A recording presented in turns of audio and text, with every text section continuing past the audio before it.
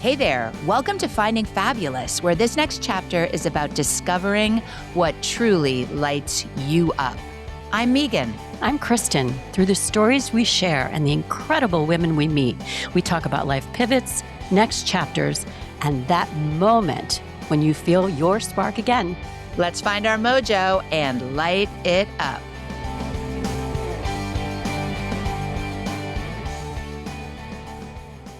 Hello. We are so excited to be here with Kate Doerge. Thank you for joining us. Thank you so much for having me. Thank you. This is so special. Yeah, we're so excited. So Kate is a certified grief coach, motivational speaker, author, and nonprofit founder. Her mission is to inspire others to live with joy and lead with purpose. Kate is the co-founder and CEO of Penny's Flight Foundation, a nonprofit dedicated to raising awareness and funding for neurofibromatosis. Yeah, good job. Is that right? We've been practicing. Yeah. Between my last name, Doerge, and neurofibromatosis, both are very difficult to say. We just call it NF like you do. Yes. NF, yes. NF. So the foundation was launched in honor of her daughter, Penny, and works to advance research and support the NF community. Through her writing, speaking, and advocacy, Kate encourages others to imagine a new path through grief, one that allows space for healing, strength, and joy after loss. And I have to add that you also wrote an incredible book that actually just came in to Diane's bookstore that I'm going to pick up. Yeah. And it's called Reimagining Grief. Yes. And what a day you had yesterday, just yesterday promoting all over the city. My goodness, we'll talk about that, right? Yeah. Who made the rounds? So, okay. Our first question is that we would like you to tell us a little bit about Penny. Before we talk about NF or grief, tell us about Penny, who she was and what made her so incredibly special. Oh, Penny was the biggest, brightest light with the biggest heart. And she lived such a beautiful, big life.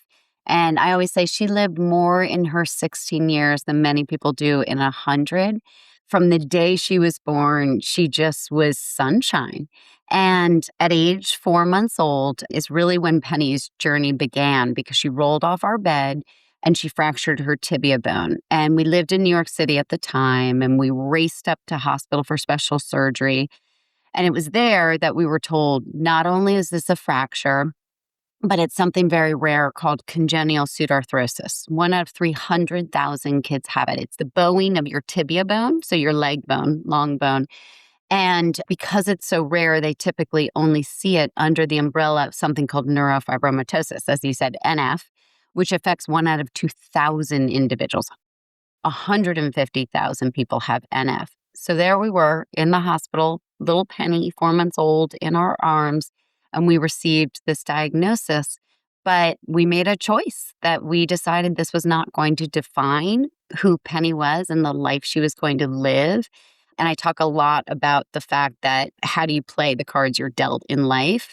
That was advice that my father had given Chad and I, my husband, the night before we got married.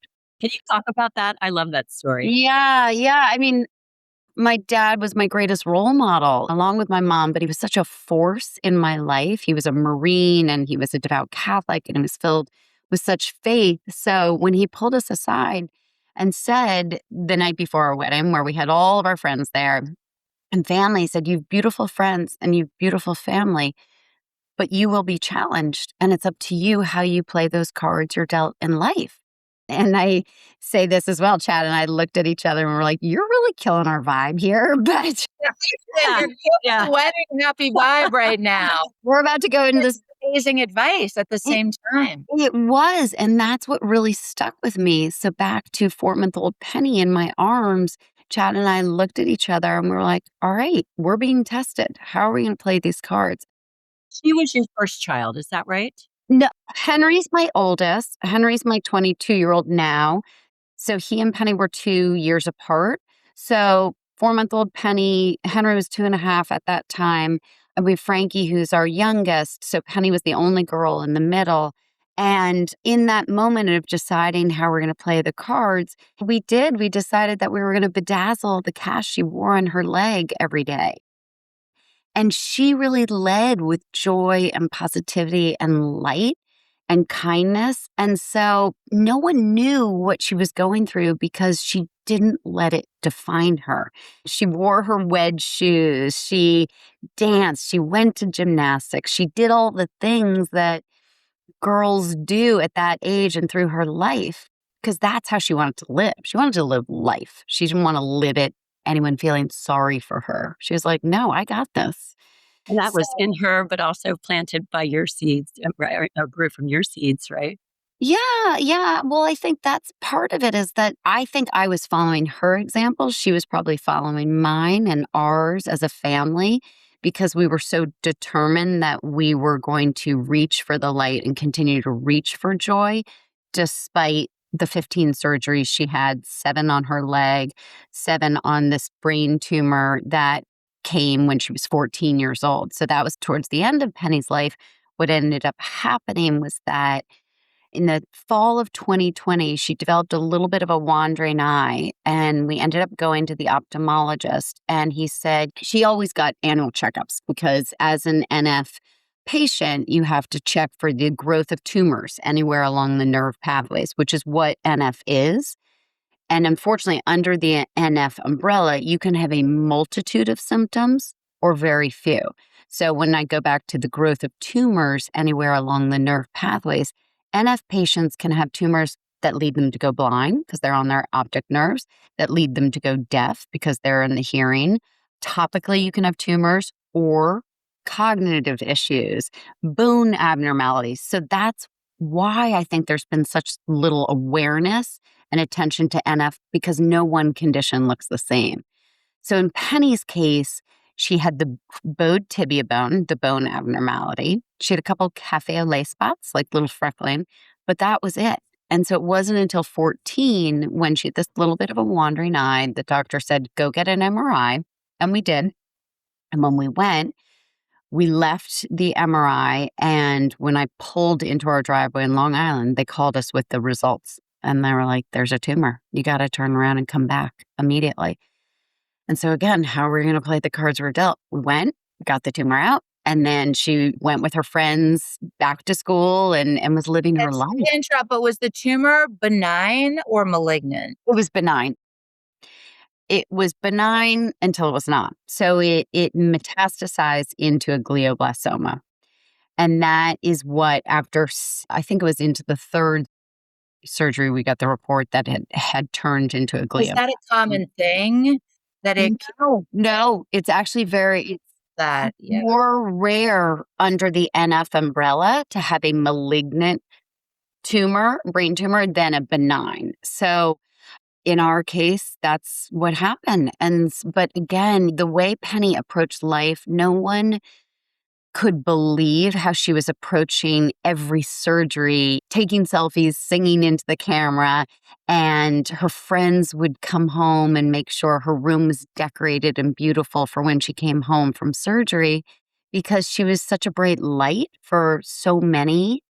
And even during those summers, 2021, Penny launched the first glam camp. Actually, it was 2020 because it was COVID.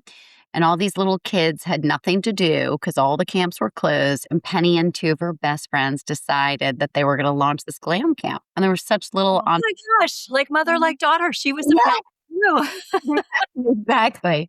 And it was the cutest. What is that? It was so cute. They had this group of like 14 littles. So they were ages 5 to 8 or even 4 to 8. And they used to follow Penny around like a little Pied Piper she was. She just was filled with such joy. And I think they found comfort with her. And she would paint their nails and do art projects. And every day was different. It was come dressed as your favorite Barbie, come dressed as your favorite Disney character. Oh, so clever. What they didn't know is that Penny was going and getting daily radiation blasts at 7 a.m. That's incredible strength on her part that she was able to have such light. At such a young age, do you think that there was ever a fear or a sadness about her, or did she not really share that? Or you think genuinely she just had a joyful existence? She had a joyful existence because she made a choice to live that way. And I think, again, You feel it is a choice? You it is yeah, 100% a choice. yes. We all have a choice. Again, Mhm. back to how do we play the cards we're dealt? Penny felt sorry for herself and frustrated and angry, but she was so determined to live life that she just kept moving forward. And we talk about Penny, one of her favorite songs, and we have a little video of her when she was little belting out Walking on Sunshine. And no coincidence because she literally walked on sunshine. And so these girls had no idea what she was going through because she didn't let it define her. So she went in for 7 a.m. radiation blasts in order to get back to glam camp, set up, and be there to greet those girls. I mean, And what an inspiration, honestly. It's truly amazing to listen to you talk about her So and just many the life joy. lessons, Yeah, right? the joy she was able to radiate in such a really challenging, hard situation. yeah, and that's back to your question of like, was I leading Penny or was she leading us? And I think we would always say to ourselves, like, how can we be depressed? How can we be sad when Penny's living life and she's living every day to the fullest? Glamming it up, baby. Yes, she No, was. She was. that's so many life lessons, and those glam camp girls are so fortunate to have had that You know. access to Penny and to Yeah. be part of her life. And I want to get into how you have been able to share that with others, right? Because you were so fortunate to have Penny in your life. And Yeah. so, how did that transfer over in her final time here and then her remembrance? Yeah. Well, that's been everything what we have been moving forward. How we've been moving forward is to keep Penny's beautiful legacy alive and to share that with others. And we talk about it's not your lifespan that matters, it's your wingspan and what we do with our big, beautiful lives and how we impact others. That's what matters most. Because look at how much Penny lived in her 16 years, more than people do in 100. So for us, in the last week of Penny's life, because when that tumor was inoperable, which was in the fall of 2022, we made a choice. We got that diagnosis that the tumor had spread, and we were at Memorial Sloan Kettering. And Chad and I both looked at each other and said, we have a choice. We're going to bring her home and we're going to fill our house with love and light and bring our friends in and family and keep the dogs on her bed. And we're going to create a love cocoon so that she feels all the love that she's given out to so many that she gets that back. And we did. And I say we sent her out on a rocket ship of love. And I truly believe she knew that and felt it. And it was after Penny passed that we made the decision. We were like, you know what? Her life was so beautiful. How do we continue to spread that? How do we keep her legacy alive? And how do we find a cure for NF? Because recognizing that this is what took Penny's life, how can we help others? So the idea of, and we'll get into my book, but turning pain into purpose was so much of what we needed as far as our own therapy and healing was to be able to bring everyone together and do something in Penny's name to help others. And that was an incredible journey for us because we made a choice in Penny's life celebration. She had lived such a big life. We were like, we need to celebrate her. No one's going to wear black. We're going to play the music she loved. We're going to bring everyone in. We're going to dance and we're going to sing and we're going to celebrate her. So I don't think anyone could believe we made that choice, but no one could believe we had filled our house with love and light either in that last week. Kate, how did your loss with your parents bring you to that point of celebrating? Yeah, Wanna that's talk about that at all? it's such a good question because that I think the loss of my mother, well, my father first to heart failure and my mother in a tragic car accident 5 days before Christmas, I think were the dress rehearsals for Penny. I really do. So going back to my father's advice on how do you play the cards you're dealt, my dad he lived the life where he would say to us, you know what? when my time comes, it comes. And we'd be like, that's so morbid. But I think because my dad was so filled with faith as a Catholic, I think he recognized when my time comes, it comes because he's lived his life with no regrets, with purpose, with integrity. And so when my dad's time came, it came, and we celebrated him for who he was. And while, of course, we were gutted that I had lost my dad, I also had it inside me like, he's at peace. Like, he went because when his time comes, it comes. And so with my mom, it was very different. Obviously, I had talked to my mom. It was December 18th, and I talked to her in the morning. I was driving home, and I got the phone call from my godmother who said, there's been an accident.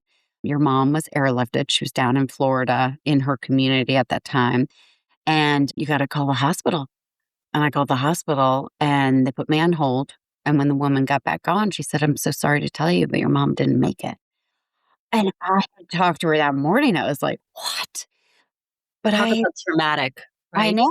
Yeah. But And I was, sit in, right? There's not and there's no goodbye. There's say no, goodbyes. There's no time. Yeah. nothing, no time. But honestly, I was driving into my driveway, and I knew I had my 3 kids inside, Christmas music playing, all the decorations out, the whole thing.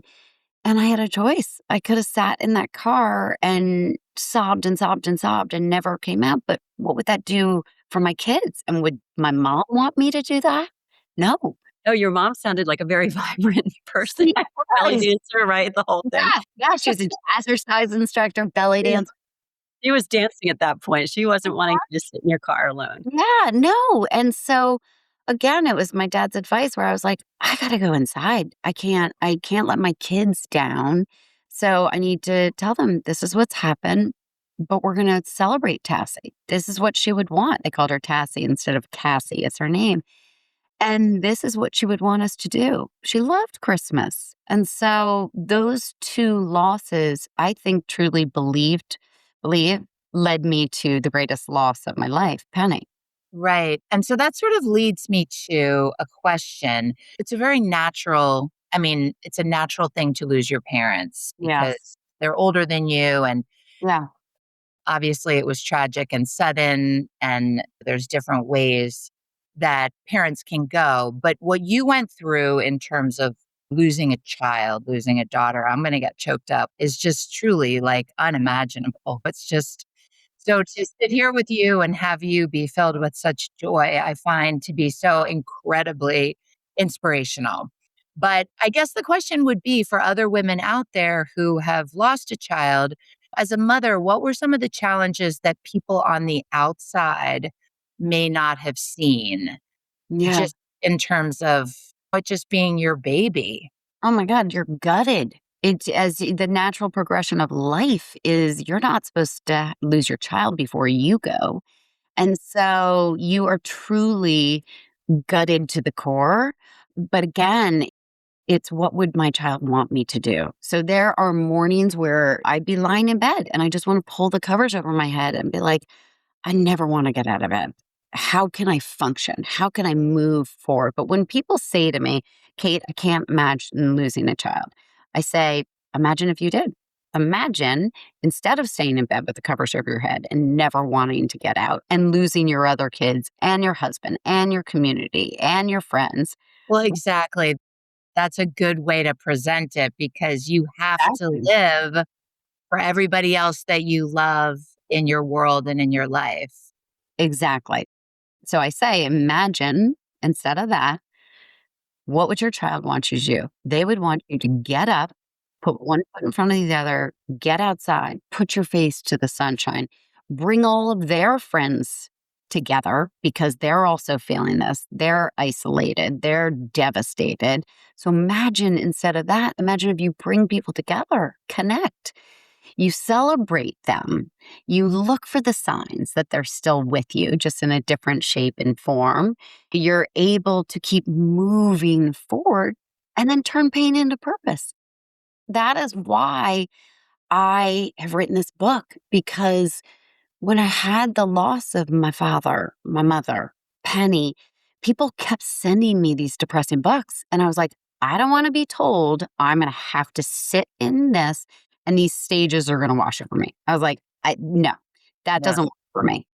You wanted to activate and advocate. And Yeah. You took your power back in a way, right? Because you said, this is going to work for me. And then I think Kristin was going to talk about the 5 stages, because then all of a sudden you're in control to be able to say, this is what's going to work for me. Exactly. And it's having agency and control during an otherwise uncontrollable time in your life. Because imagine just being told, like, you're going to be in denial and then you're going to be depressed. Of course you are, but like, you don't have to be. That's an Right. old cultural norm that was in the 1960s when this book was written.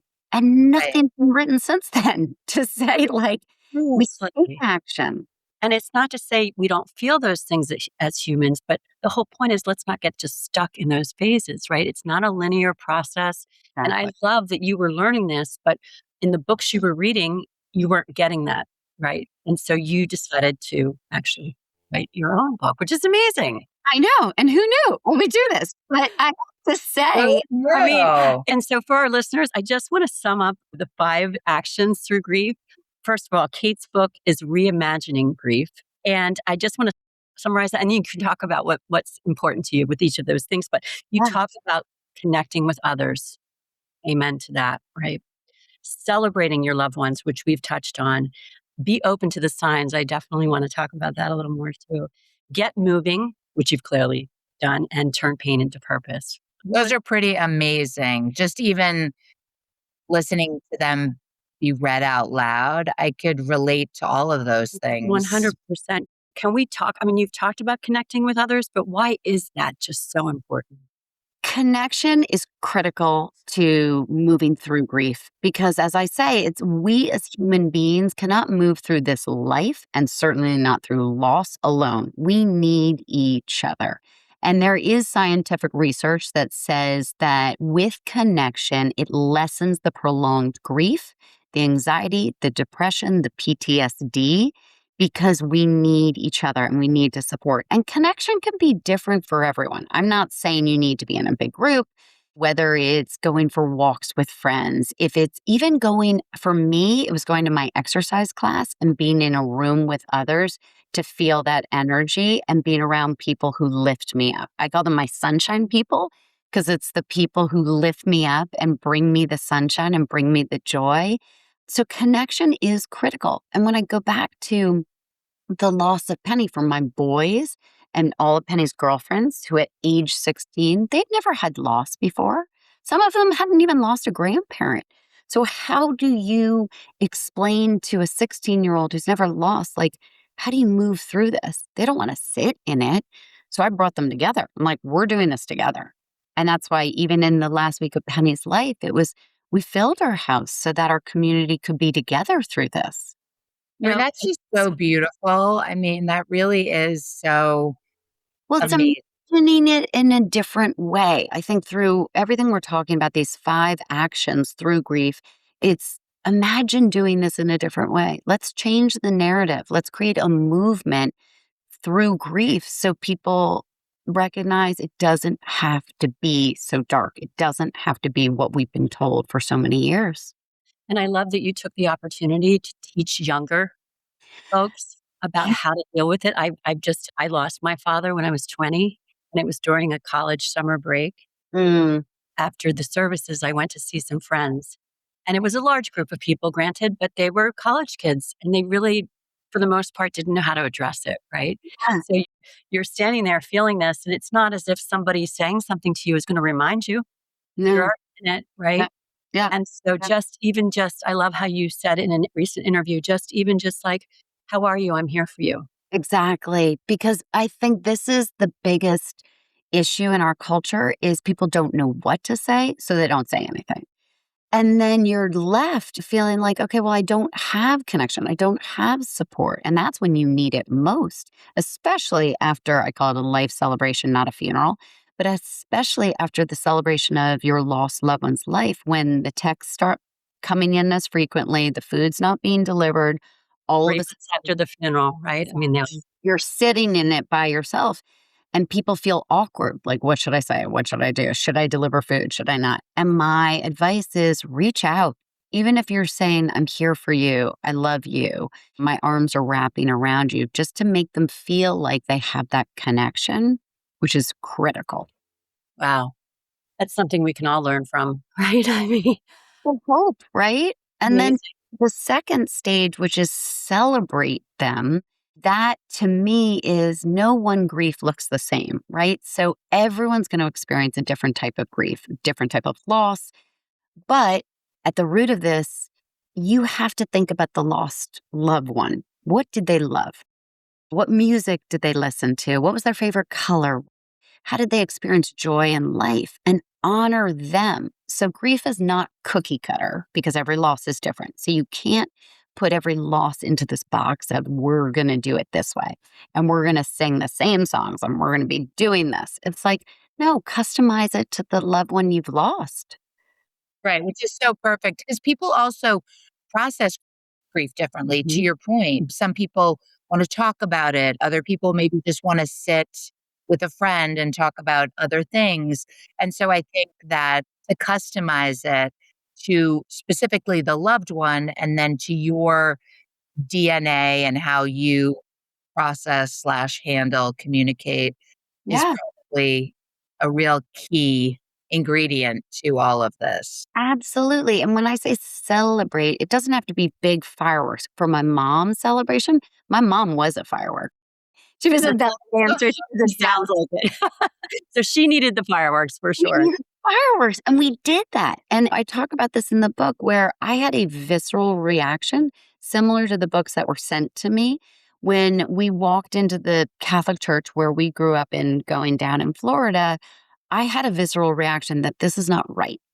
My mom didn't wear black. She always wore color. She didn't want to sing Ave Maria.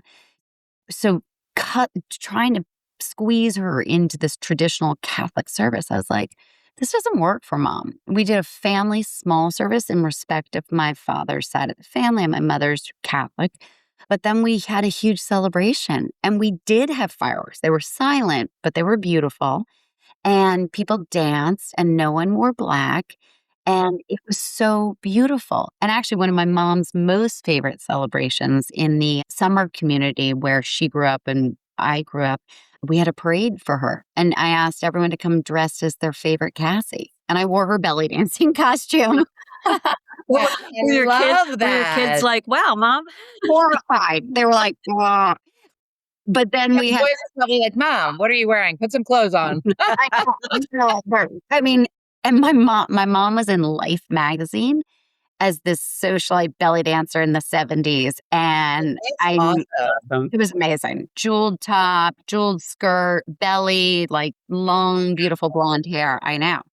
So I was proud to wear her outfit because I was like, this is the life she lived and she Of should be course, yeah. celebrated that way. And so that was, again, the dress rehearsal for Penny in celebrating her life because Penny, as I said, she lived a big, beautiful life. So shouldn't we celebrate her in that way instead of mourn her in dark That black? opens the door for others, right? To tell stories and to remember her in the ways Right. we want to be Yes, remembered. because I always think about at someone's life celebration, again, not a funeral, someone's life celebration, the part that I love most is the eulogy because people are sharing stories or when people get up and share the stories, because then you feel connected to that person. And I even talk about this like, let's change the language around grief because instead of saying, I'm so sorry, what if you say, tell me your most favorite memory about your mom? I Oh, love the time your mom I did this. love that. Like, then you're connecting with that person's loved one and you're making them feel supported and connected and celebrating. That makes complete Wonderful. sense. And speaking of connecting with your loved one, what about the signs that you see along the way? You talk about I just that I tone. love that topic. Wait, what was the very first sign you saw? Oh my gosh, there were so many. Penny wore this necklace with her name on it, Penny. And so the last week of her life, it was November. There shouldn't be butterflies, but there was butterflies out of her window. And we all saw them and Penny was still with us. And so the butterflies just started coming in. But my favorite story was when, after Penny passed, Chad and I took the boys and we went for a long walk in one of our favorite places with our dogs. And when we got back into the car, we turned on the car and Walking on Sunshine came on the radio. And we were like, Oh my gosh. That I is, know. And, I have she was there. goosebumps. and there's no coincidence. We all looked at each other and were like, okay, hi, Pen. And we drove back to the house. And another favorite story is when we pulled in, my dear friend Michelle pulled me aside and she said, Kate, I just want to show you this picture. She said, when you and Chad were up in the room with Penny, we had, because the house was so full of our friends, we had two friends who had been walking around the house, and the light that day was so bright. It was as if the house was glowing. And they took this picture and she showed it to me, and the light was streaming into the room where Penny had been. And I looked at the picture and I looked at the timestamp and I said, that was the exact moment Penny passed. And she said, that, yes. She said, but look in the driveway. And in the driveway, it was very clear there was a reflection of an angel or a cross pointing directly to Penny's room. And I like had even thinking about it. That again was this beautiful sign. And so between someone That's needs faith, amazing. listen to that story, right? I mean, that's well, so and then you open your eyes to it. And as I say, like, I see butterflies everywhere I go. Even on this journey from the book launch, I go into a coffee shop and there's a woman serving me with all butterflies tattoos. It's like, they're everywhere. That's amazing. And I recognize them and I say, hi, Pen. Hi. But I think And that's really so comforting just to feel like you talk about her being on this journey with you, but when you see signs like that, you're like, wow, she literally is on this journey with me. Just so beautiful. Which is why in that third actionable step, and again, these are not linear. This is not saying this is what worked for me, right? Connection, celebration, and then keeping open to the signs. But people have asked, well, how do I look for the signs? I'm not getting signs from my loved one. I say, ask for them. Ask for them. Talk to your loved ones. Say, like, I really need you. Just, if you're with me, show me a sign, something. And for me, like when my dad passed, I wasn't really open to the signs because it wasn't until when Penny passed, someone sent me the book, Laura Lynn Jackson's book, Signs, which was the only book I connected with because, to your point, it brought me so much comfort hearing about all these stories of others who've seen signs. And so I started being more open to the signs with Penny. But with my father, I was driving down the road and I was holding the steering wheel, and it was right after he had passed. And I felt sort of this squeeze on my hands. And my father was so strong, and he used to like squeeze my hand of mercy, that game. And so I felt him, and I think I was open enough to recognize that was him. And he was trying to show me he was there just with that feeling and that energy. So I love stay open to the signs because I think it is so comforting. Yeah, I love that. Obviously, you grew up with faith, but do you agree that it definitely helps if you have faith to move through these experiences? So my feeling about faith is that it doesn't always have to be religious. It is this idea of, one of my favorite mantras is faith over fear, recognizing we are all living our life's purpose and we are being guided. And even though we may not know why or how this is all happening to us, there is a reason. And so for me, with Penny and with all of her surgeries, I had that mantra, faith over fear, posted all over our house because every time we got the diagnosis, every time we heard the tumor was back, it was like, okay, faith over fear, faith. And so I hold on to faith strongly. And this is what has guided me through everything I'm doing. It's certainly better than succumbing to fear, isn't it? Exactly. Yeah, because the alternative is so bleak and so dark. No, it really is. And fear is just a terrible thing. And the fact that it's a choice, it is. And so many people, me included, don't always make that choice. I mean, I think about the days that, an individual, myself, somebody else wakes up and you just feel blue for no reason. Yeah. And you're kind of like, okay, wait a second. Nothing changed from yesterday. I'm going to make this choice to Yeah. be positive and to be happy today because you do have that You do. choice. I mean, like you said, get your 2 feet, or in my case, 1 foot on the ground. Moving. Yeah, Moving and grooving. and you're an incredible example. And that goes to my fourth action, which is movement. Get moving, because we as humans hold anxiety, we hold grief, we hold stress in our bodies.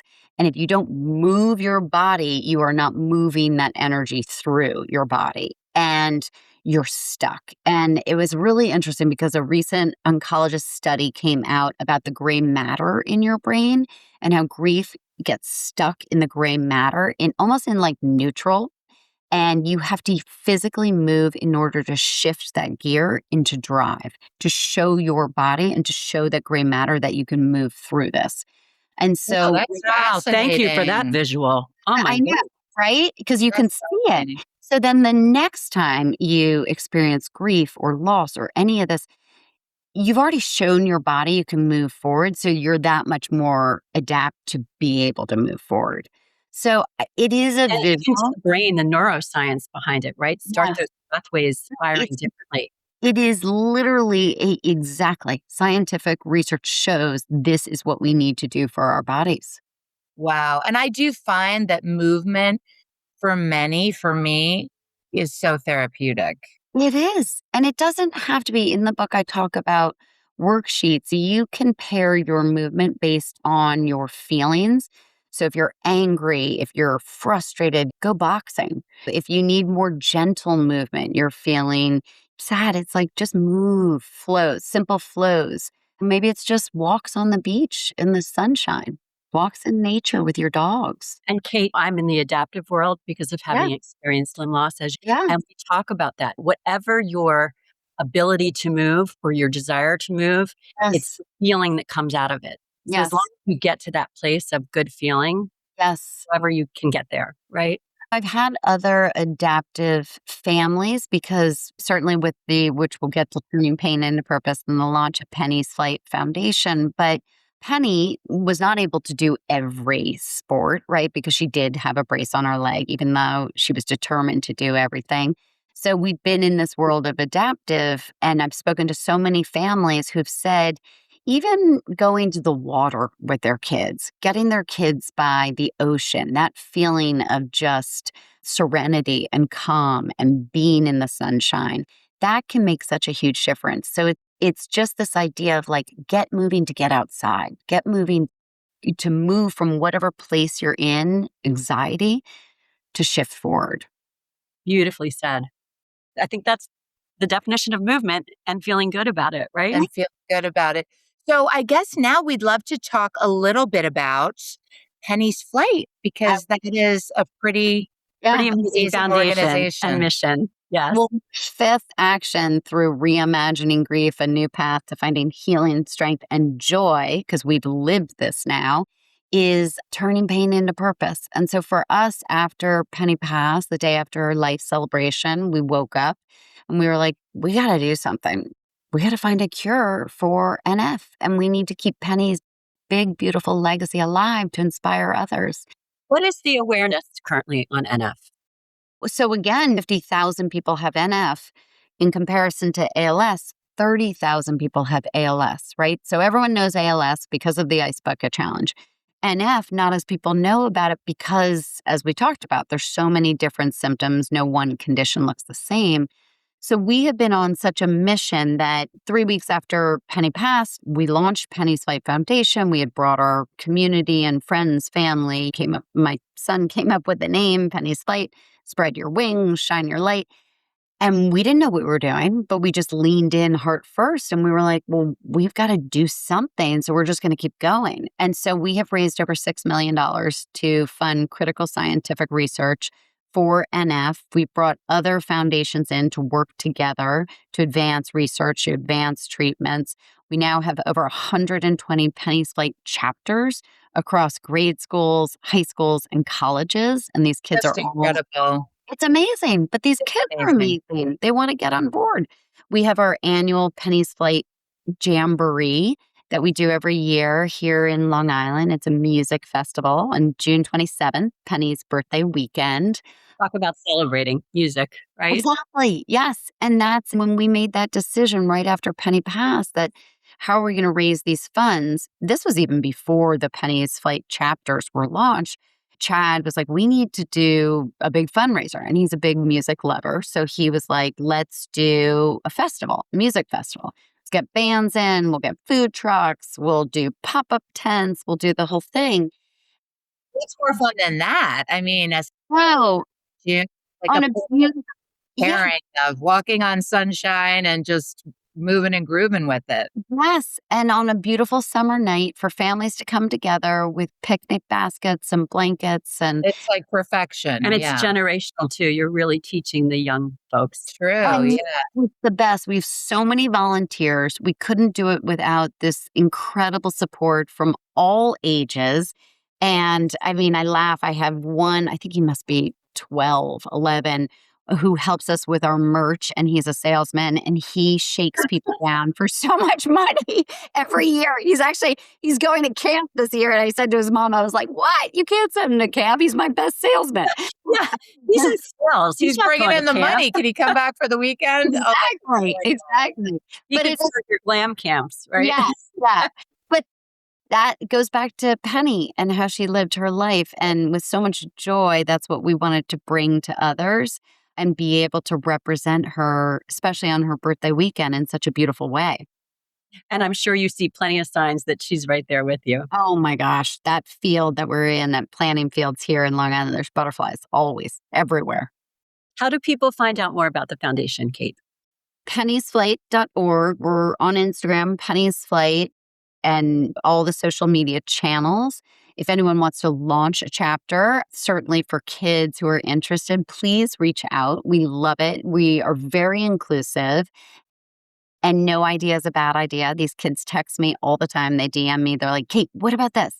We want to do a Play for Penny lacrosse game and we're going to design these shirts. I'm like, let's go. Great. Let's go. Exactly. That's the wings that are spreading. I mean, it's incredible. It's truly incredible. And we on this podcast talk about finding your fabulous because it's finding something that lights you up, that brings you joy.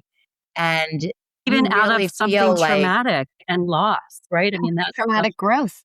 That's what this yeah, is. no, you feel like the perfect example of having found something that truly, truly lights you up, brings you joy. And at the same time is doing such incredible good for so many people, really.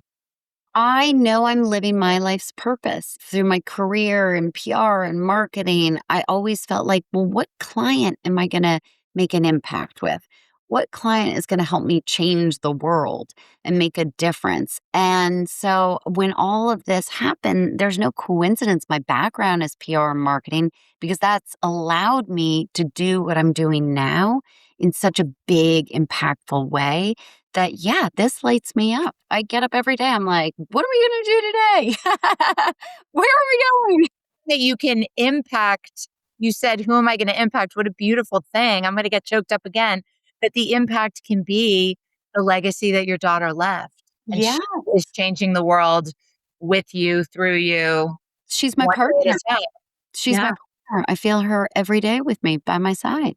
And loss can be experienced differently, but I think it's great that you've used your skills to reinvent yourself, right? For someone, whether it's coming out of loss or something else, that just for women to know that they can. Yeah, we can all get do.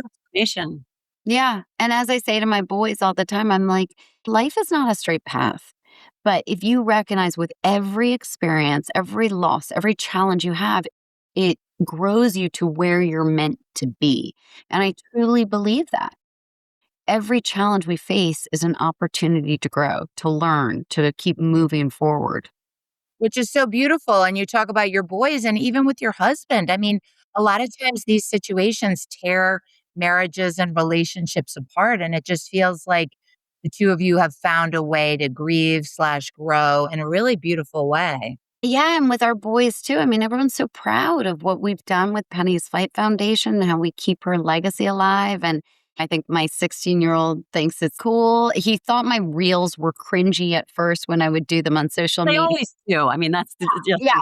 And now, Every child, they're cringy. now he's sort of like, all right, you're on the Today Show. Okay. Like, yeah, you're on Fox News. Okay. Exactly. Yeah. Mom, you're You kind go, of Mom. famous here. Let's go. He's like, I love that. element, not much, but it's like a little bit where he's like, okay. We're doing this together. Like, we're all in this together. Exactly. All in this together. That's exactly. definitely a mantra I like to live by too. You are truly finding your fabulous. Thank And you. we just like to ask a question to all of our guests at the end. So for the woman who hasn't yet started finding her fabulous, what would you tell her? I would say lean in, heart first. Go with your passion. What fuels you? What gets you up? What, as you said, what lights you up every day? Keep leaning in because there's no handbook to finding your passion, your purpose in life, but it's just keep following your heart and what lights you up, and you'll get there. Leaning in. Leaning Let's in. lean in. Oh my Oh my gosh. gosh. Let's all lean in. We know that there are literally a million podcasts out there, and so many of them are so, so good. We'd love for you to tell your friends, family, and all the women in your life to join us in finding fabulous and lighting it up. Yes, share your stories with us by DMing and following us on Instagram, TikTok, and all your social media at Finding Fabulous Pod. And please subscribe, like, and share wherever you get your podcasts.